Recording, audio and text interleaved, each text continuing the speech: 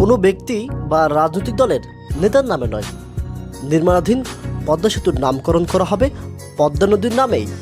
তাই নির্মাণাধীন পদ্মা সেতুটি বাংলাদেশ তথা বিশ্ববাসীর কাছে পদ্মা সেতু নামে পরিচিত হবে। বুধবার সরকারের নীতি নির্ধারণী মহলের সঙ্গে কথা বলে এই তথ্য জানা গেছে।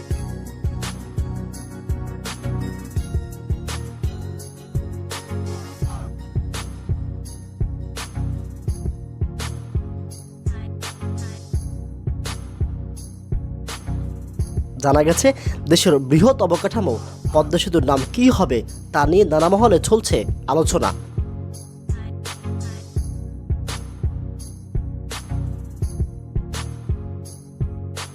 বিভিন্ন মহল থেকে শেরেবাংলাকে ফজলুল হক, প্রধানমন্ত্রী শেখ হাসিনা, মৌলানা ভাসানী, কবি সুফিয়া কামাল, জীবনানন্দ দাশের নাম অনুসারে সেতুর নামকরণের দাবি তোলা হচ্ছে।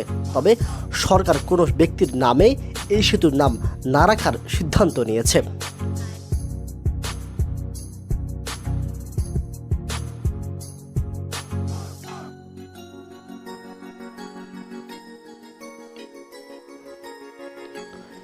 এদিকে ফজলুল হক গবেষণা পরিষদ ও বাংলাদেশ জাতীয় মানবাধিকার সমিতির পক্ষ থেকে অবিভক্ত বাংলার প্রথম প্রধানমন্ত্রী শেরেবাংলাকে ফজলুল হকের নামে পদ্মা সেতুর নামকরণের দাবি জানালেও এখন পর্যন্ত এই সেতুর নামকরণ নিয়ে কোনো সিদ্ধান্তই হয়নি।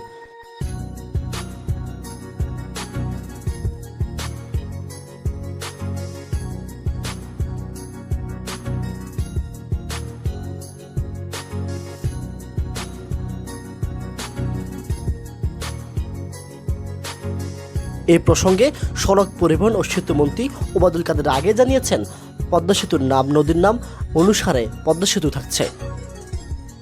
জুনায়েদ আল হাবিব, ইনফো বাংলাদেশ।